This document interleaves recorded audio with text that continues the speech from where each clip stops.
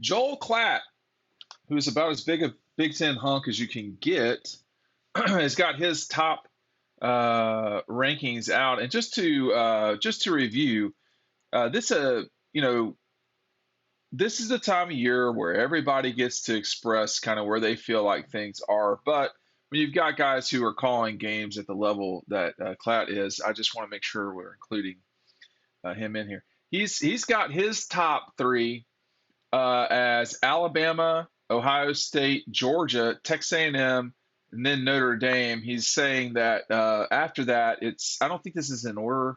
Utah, Michigan, Michigan State, and Clemson. Maybe that is in order. It's certainly not in alphabetical order. I do think, by the way, that Utah will be, very good actually. But um, this is not different than what we've discussed. I think when you start seeing Big Ten guy get in here, if he had Michigan in the top five, it would have been a little bit, for me, a little bit much. But I don't disagree with this, except the Texas A&M part.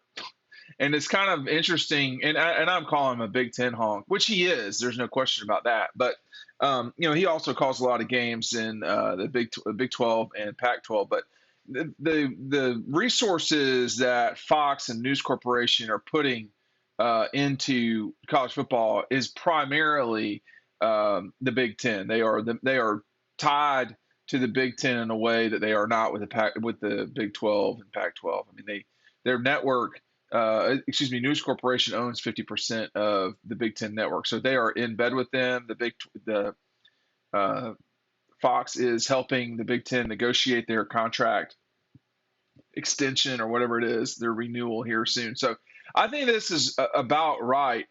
I gotta say to y'all, I've got to see it with Texas A&M. I do not think they are a top four team in the country. I don't know if they would beat Clemson. I mean, I don't know that. Would they beat Michigan? I doubt would beat Alabama. I doubt they would beat Georgia. I doubt they would beat Ohio State. Talking about in this season, I have my doubts. But I we don't know who the quarterback's going to be at Texas A&M. I think people are really getting ahead of the train as far as Texas A&M is concerned. I think Texas A&M's best year is going to be 2023. I think there's going to be, there's a lot of discussion about Texas A&M right now, and I think it's being overdone personally. But on the Georgia thing, listen, first, make sure you're picking up DAWGSTRUCTION. I am in the midst of ordering the new books because I've run out legitimately. So get this now while you can. Why get it now? Because when you get it, you get the preview with it, okay, for free, for lack of a better term. If you just want the preview, it's a 2022 preview about just the Dogs. I will have these in my hand in 6 days, okay? When you get the book, you don't pay for this. When you get this, I'll send it to you starting Friday in 6 days or so. So make sure you get it. We've got one-on-ones with Stetson, Kendall Milton, A.D. Mitchell. We've got stories about Eric Gilbert, the explosion in the passing game for the Dogs, and a look at all of the games. You're not going to find this on shelves, okay? It is something that you do not want to miss out on. It's Father's Day weekend, right? I can't believe some of y'all, that some of your wives allowed you to be dads, but whatever. Get it for yourself. Get it for yourself. It's too late to get it for tomorrow, but get it for yourself. All right, so check it out. The link is down below. Yeah, I said what I said. I can't believe half of us are allowed to function the way that we do with our wives, what our wives permit and allow. But I don't have a giant issue with this. I do think. I mean, I'm going to be contrarian right now. How do we know that Georgia is a top 2 or 3 team? I mean, there are, the skepticism from everybody is that Georgia's got to replace a lot. And that is, that is a real criticism of what Georgia's getting into. You look, now everybody on the cover of DAWGSTRUCTION is back. Nolan, there's Christopher Smith. No, excuse me. That's Nolan, William Poole, Keeley.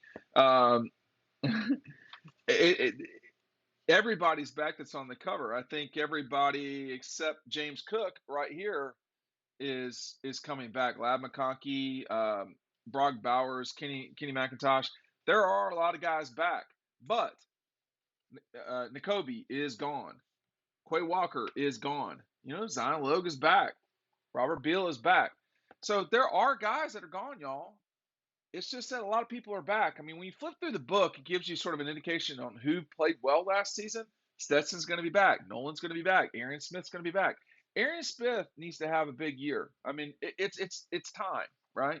Um, Darnell is back. Kenny is back. Zion Logue is back. Jalen Carter is back. There's Chris Smith on the corner. There's the number 1 overall draft pick right there. Georgia's got some things to replace, but as I'm, rifling through all these guys, there's a lot that's coming back, including this guy. Probably, I think Jalen Carter is the best player on the team, personally.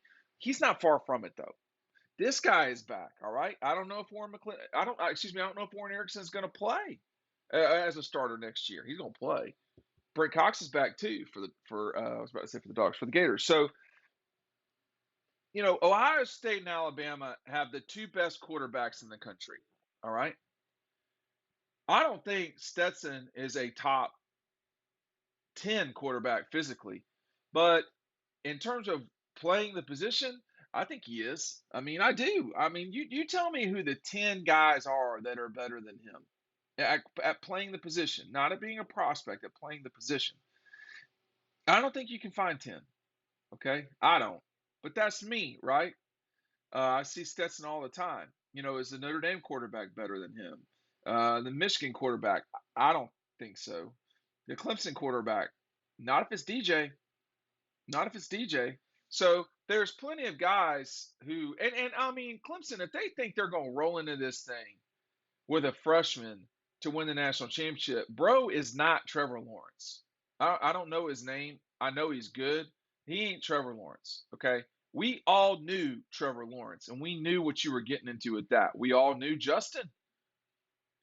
The guys that are coming up right now that just signed, that's not who they are. That's not who they are. It might take them some time, but coming out of the gate, within a year or two, and you're just slinging it everywhere.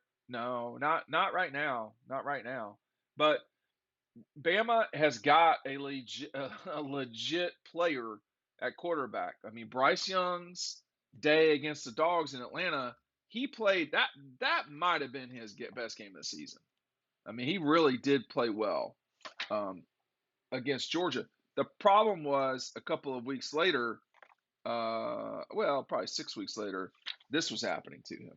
So that was the issue. Alabama's offensive line is going to have to protect. They're not all back. Does that mean they're getting better? I don't know. Ohio State, the defense has been a real issue. It's a problem. We just had an order for the book. That's great. Thank you, Joel. Georgia can win the national championship. Ohio State can win the national championship. Alabama can win it.